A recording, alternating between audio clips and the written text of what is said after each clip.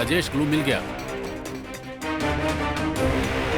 जिन murder cases को मैं solve नहीं कर पाया था, मैं उसी के बारे में बताना चाहता हूँ। मेरे पास से क्राइम ब्रांच में गए हुए 3 मर्डर केस, तीनों ही मर्डर का एक ही पैटर्न है। वो तीनों औरतें हैं, लेकिन उनमें से किसी का भी रेप नहीं हुआ था, लेकिन उनके सेक्स ऑर्गन्स को बुरी तरह से काटा पीटा गया था, जिससे उनकी मौत हो गई। अगर तीनों के मर्डर पैटर्न को देखेंगे तो कत्ल करने वाला इंसान कोई एक ही है, और वो इंसान नामर्द है। कितना चाह कर भी वो सेक्स नहीं कर सकता, और इसी फ्रस्ट्रेशन में पागल होकर वो लड़कियों के साथ ऐसी बेरहमी करता है। ये फोटो देखो राजेश।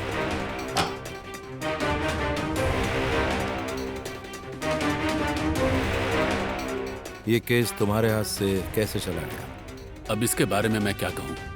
मैंने सारे एविडेंस कलेक्ट कर लिए थे, लेकिन उसके बावजूद मैं आरोपी को नहीं पकड़ पाया। इसी वजह से ये केस मेरे हाथ से चला गया। अच्छा सुन, एक्चुअली उस आरोपी के बारे में और ज्यादा पता करना है। अगर कुछ लीड हो तो बताना। मैं इस केस की सारी बात बताता हूँ।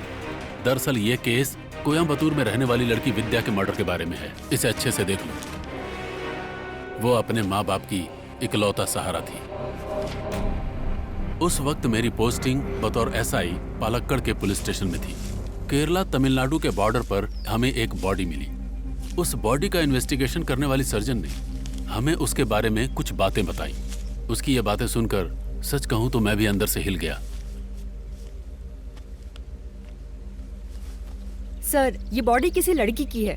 मर्डर हुए लगभग 3 दिन हो चुके हैं। इसकी मौत कैसे हुई होगी ये मैं समझ नहीं पा रही। जांच करनी पड़ेगी। मैडम, बॉडी में कोई इंजरी, कोई फ्रैक्चर्स, आई मीन किसी तरह के हथियार का इस्तेमाल? उस तरह के कोई फ्रैक्चर या चोट वगैरह नहीं है। सिर्फ गला काटा गया है और इसी वजह से इसकी मौत हुई है। लगता है कोई छोटा वेपन यूज किया गया है। For example surgical blade, sharp knife, कुछ ऐसा।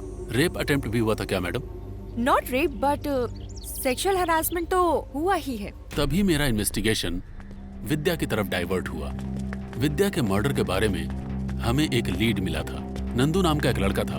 उसके खिलाफ हमारे पुलिस स्टेशन में बहुत सारे केस फाइल हैं। जिसने ये मर्डर किया उसी ने बाकी के भी किए। तुम्हें इस बारे में यकीन कैसे है? सर, फाइल इन्वेस्टिगेशन से पता चला कि विद्या कोयम्बतूर आई थी। तुम जाओ यहां से। राजेश, ये फाइल देखो। एक भी लड़की किडनैप नहीं हुई है।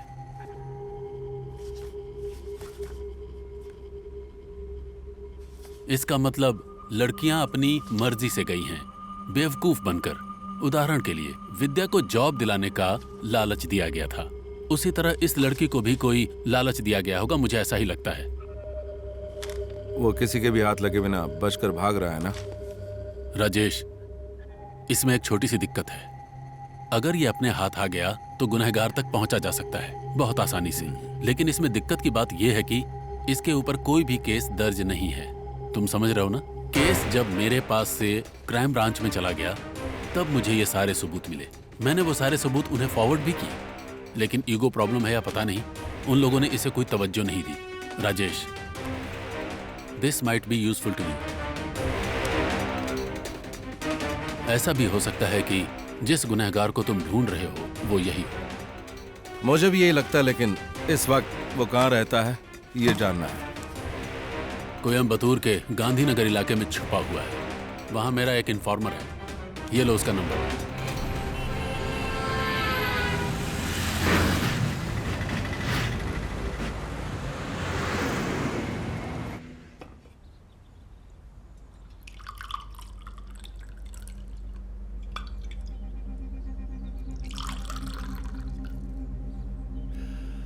विद्या हमारे लिए सबसे बढ़कर थी। उसका इस तरह से खोना मुझसे बर्दाश्त नहीं हो रहा। वो हमारी जान थी। उसकी माँ के गुजरने के बाद मैंने ही उसकी परवरिश की थी। बट यू नो, मुझसे एक गलती हो गई। उसकी पढ़ाई खत्म होने के बाद उसे कोयम्बतूर में नौकरी मिल गई थी, पर वो ये नौकरी बिल्कुल नहीं करना चाहती थी। अगर मैं सही वक्त पे डिसीजन लेता तो आज वो घर पर होती, है ना? मुझे उसे बुला लेना चाहिए था। बस इसी बात का अफसोस है मुझे। हमारी दी हुई फ्रीडम उसे हमसे बहुत दूर ले गई। दुख इसी का है।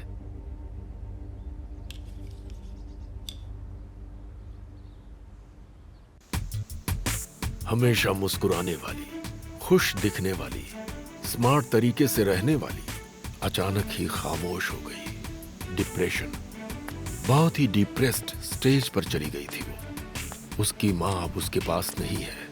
इस बात को एक्सेप्ट करने में उसे बहुत दिन लग गए।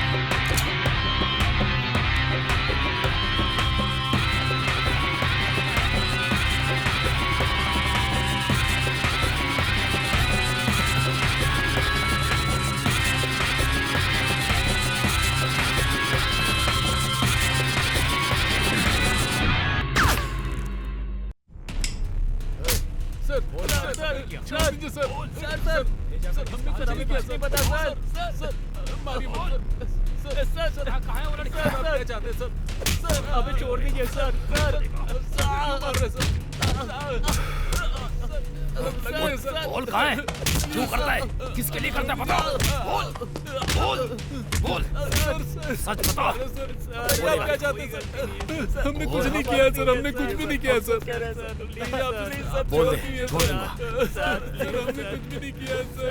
हमने कुछ नहीं किया सर। हमें कुछ पता नहीं है सर। हम सच कह रहे हैं सर, हमें कुछ पता नहीं है सर। प्लीज हमें छोड़ दीजिए सर। सर सर हमारी बात का यकीन कीजिए सर। नहीं सर, नहीं सर, सर सर सर नहीं सर, प्लीज सर, प्लीज नहीं सर। सच बोल दे, सच बोल दे, बोल दे सच। मुंह खोल अपना, हमें कुछ पता बता नहीं वो कहाँ है? सिल्वा कहाँ है? बता दे। हमें जितना भी पता है हम बताते हैं सर। चल बता।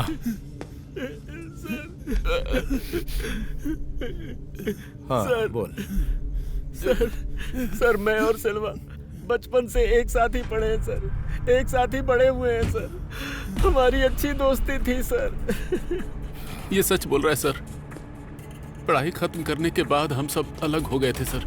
6-7 साल के बाद वापस हम लोग कोयम्बतूर में मिले। तभी हमें सेल्वा ने यहाँ से लड़कियों को स्मगलिंग करने वाले धंधे के बारे में हमें बताया था सर। उसके बाद हम सब ने मिलकर तमिलनाडु में 20 से भी ज़्यादा लड़कियों को किडनैप किया।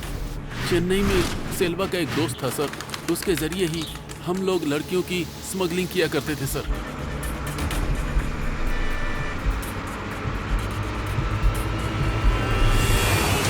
उन लड़कियों में से कुछ के साथ वो बहुत ज़्यादा गलत हरकत भी करता था सर। हमने उसे बहुत समझाया पर हमारी बात वो सुनने को तैयार नहीं था।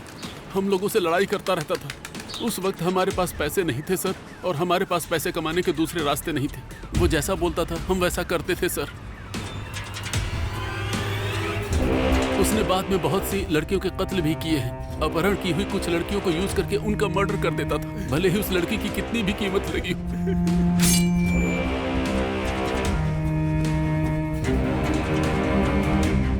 अगर किसी भी लड़की ने उसे मना कर दिया तो वो उसका कत्ल कर देता था। बिल्कुल नहीं सुनता था, पूरा पागल था सर।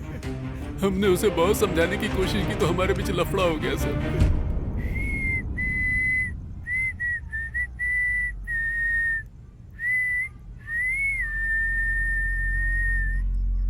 क्या मस्ती कर रहा है तू? हमारी बात पे ध्यान दे, बहुत सीरियस मैटर है। तेरी वजह से बिजनेस खराब हो रहा है। तुम लोगों को बिजनेस में लाने वाला मैं हूँ। मैं ही ये प्लान करूंगा, मैं ही डिसाइड करूंगा।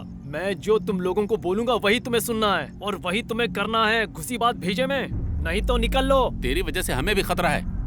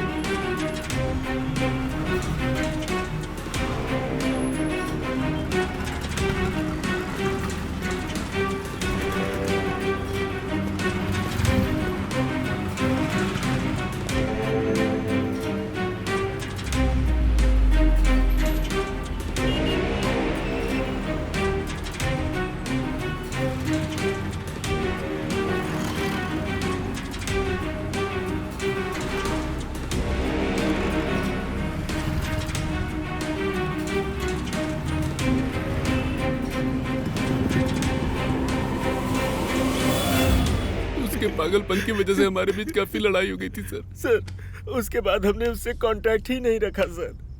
हाँ सर, हमने कोई कांटेक्ट नहीं रखा था सर। हम सच कह रहे हैं सर, हमारा विश्वास कीजिए सर। हम बिल्कुल सच कह रहे हैं सर। उसके बाद हमने उससे कोई कांटेक्ट नहीं रखा सर।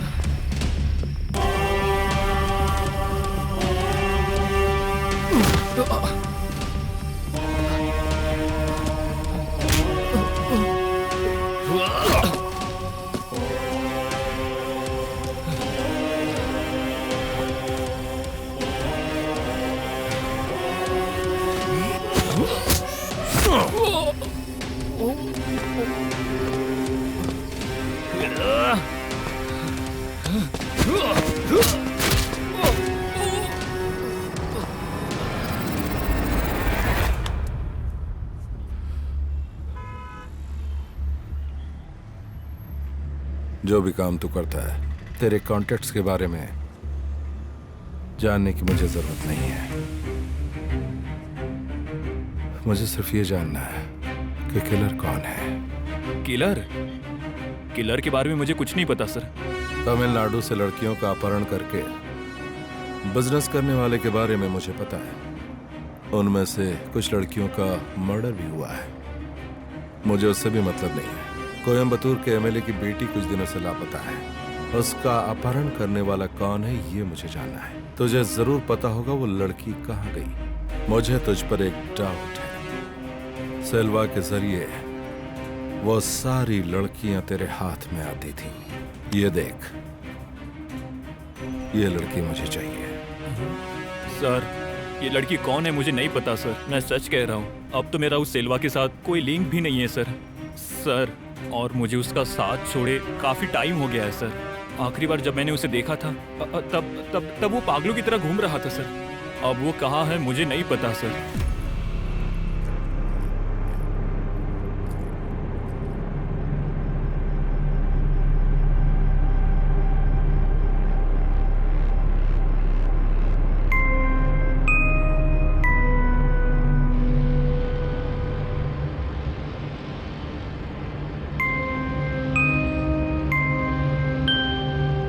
सेल्वा, हम लोग जो बिजनेस कर रहे हैं ना, वो तेरे साथ सेट नहीं होगा ऐसा लग रहा है मुझे। क्यों? तिरुपुर से एक लड़की का अपहरण किया और वो कोयम्बतूर से गायब भी हो गई। मेरे हाथ तो नहीं आई। कहाँ है वो लड़की? और उस दिन सेठ ने एक लड़की को मांगा तो तूने उसी लड़की का फोटो भेजा उन्हें, और सेठ ने उसे बहुत पसंद किया, कितने भी पैसे देने के लिए तैयार था। हम दोनों ने मिलकर उस लड़की को उठाया था, लेकिन डिलीवर हुई दूसरी लड़की। वो लड़की कहाँ गई? ये कोई आसान काम है ये तूने सोचा क्या? लाखों रुपए खर्च होते हैं इसमें और रिस्क भी बहुत होता है। जिसने जिस लड़की को पसंद किया उस लड़की को पहुंचाना, उसके टाइम पर डिलीवर करना, ये हमारी जिम्मेदारी होती है। वो लोग हैप्पी, हम भी हैप्पी। ये सब तुझे समझ में आ रहा है कि नहीं आ रहा? अरे बोल, चुपचाप क्यों है? मुझसे सवाल कर रहा है? इतना बड़ा हो गया तू? बिजनेस कैसे करना है ये तू मुझे सिखाएगा? एक बात कान खोल के सुन ले, तेरी जगह पर आने के लिए 100 लोग तैयार है। मेरे लिए तू नहीं तो दूसरा कोई आदमी आएगा, समझा ना तू?